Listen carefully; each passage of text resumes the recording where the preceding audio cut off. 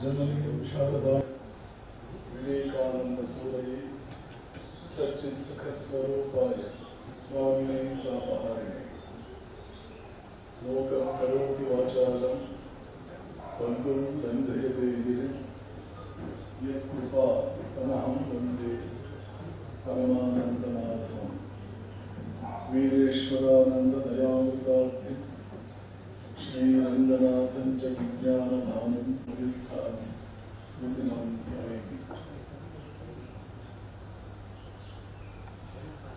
ನೆರೆದಿರುವ ಪ್ರಿಯ ಸೋದರ ಸನ್ಯಾಸಿಗಳಾದ ಸ್ವಾಮಿ ಗುರುಚರಣಾನಂದಜಿ, ಸ್ವಾಮಿ ತೇಜಸಾನಂದಜಿ, ಸ್ವಾಮಿ ಬುದ್ಧಿಯೋಗಾನಂದಜಿ, ಸ್ವಾಮಿ ಆತ್ಮನಿರ್ಭರಾನಂದಜಿ, ಸ್ವಾಮಿ ಅವರ ಗಂಧರ್ವ ಗಾಯನ ಮತ್ತು ನಚಿಕೇತಾನಂದರ ಒಂದು ತಪಸ್ವಿ ವ್ಯಕ್ತಿತ್ವ,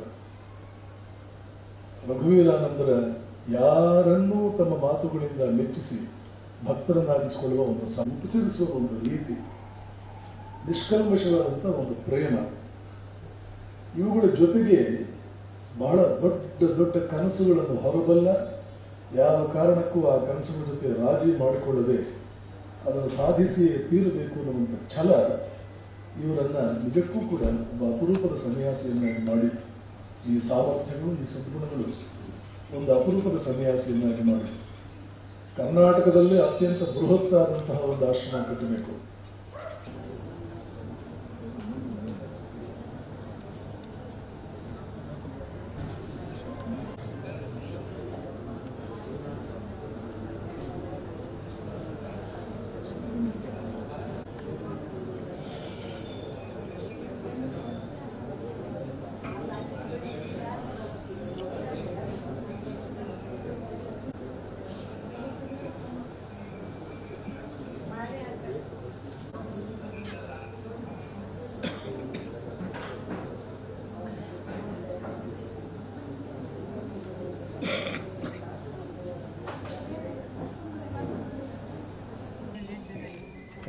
ಜಯ ರಾಮಕೃಷ್ಣ.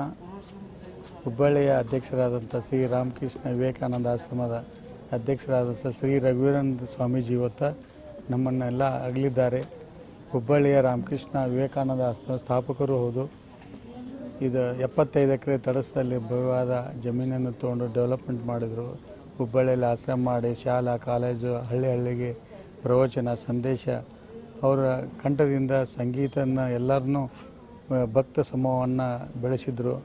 ಇವತ್ತು ಸಡನ್ನಾಗಿ ಬೆಳಗ್ಗೆ 9:15 ಅವರು ನಮ್ಮನ್ನೆಲ್ಲ ಬಿಟ್ಟು ಅಗಲಿದ್ದಾರೆ. ಎಲ್ಲ ಭಕ್ತ ಹುಬ್ಬಳ್ಳಿ ಧಾರವಾಡ ಎಲ್ಲ ಸಮೂಹ ದುಃಖತಪ್ತಾಗಿದ್ದೇವೆ. ಅದನ್ನು ತುಂಬಲಿಕ್ಕೆ ಯಾರಿಂದೂ ಸಾಧ್ಯ ಇಲ್ಲ. ಈ ಆಶ್ರಮನ ಸಂಸ್ಥಾಪನೆ ಮಾಡಿದವರು ಅವರು, ಅವರಿಗೆ ದೇವರ ಆರೋಗ್ಯ ಆಯುಷನ್ನು ಭಗವಂತನ ರಾಮಕೃಷ್ಣರ ಪಾದ ಸೇರಿದ್ದಾರೆ. ಅದಕ್ಕೋಸ್ಕರ ಭಕ್ತ ಸಮ್ಮೇಳನ ಇವತ್ತೆಲ್ಲ ದುಃಖ ನಾಳೆ ಬೆಳಗ್ಗೆ ಅವ್ರದ್ದು ಅಂತ್ಯಕ್ರಿಯೆ ಮುಂಜಾನೆ 10 ಗಂಟೆಗೆ ಕೇಶಾಪುರದ ಮುಕ್ತಿಧಾಮದಲ್ಲಿ ನೆರವೇರಲಿದೆ. ತಾವು ಬಂದು ಭಾಗವಹಿಸಬಹುದು. Salutations at the lotus feet of Bhagavan Sri Ramakrishna, Holy Mother Sharada Devi and Srimad Swami Vivekanandaji Maharaj. Dear brother monks, devotees and all friends, I am extremely grief-stricken today at this moment to tell you all the sad news that our most beloved monk, Srimad Swami Raghuveeranandaji Maharaj, the founder president of Ramakrishna Vivekananda Ashrama Hubli, is no more. Today morning, he has cast off his mortal coil and has attained to the divine presence of Bhagavan Sri Ramakrishna. Maharaj was a great monk. All over Karnataka, he has earned hundreds and thousands of devotees. By virtue of his most mellifluous voice, there is hardly anyone who will not be won over if he ever listens to that melodious bhajans of Swami Raghuveeranandaji Maharaj. His achievements are many, but because of paucity of time, I have to have an abridged version of what I wanted to say. It is he, along with Swami Nachiketanandaji, who was responsible for attracting about half a century of brahmacharyas to Hubli Ashrama, and he took care of the initial training that they all wanted in monastic life in a most effective way. And today, those brahmacharis who were trained by him have been serving in different parts of India in various Ramakrishna Mission centers on the basis with the strength of the training that they had at the hands of Swami Raghuviranji Maharaj. Maharaj was a good organizer.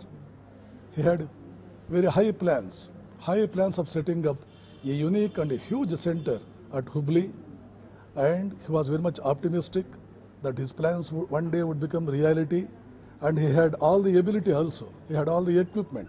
He had vision, he had support, he had backing, he had means and ways by virtue of which this dream could become a reality. But unfortunately, fate has snatched him from us, and we all pray that his soul will rest in peace by the blessings of Bhagavan Sri Ramakrishna. It is definitely a great loss for all of us. Tomorrow, around 11 o'clock, the body will be lifted from ashrama and it will be cremated in the Mukti Dham of Hubli, Keshwapur Mukti Dham. All the interested devotees, all the devotees that came in contact with Maharaj may please come to this place and have the darshan of his body, and also may take part in the cremation that is going to take place tomorrow. Thank you all. Jai Ram Krishna.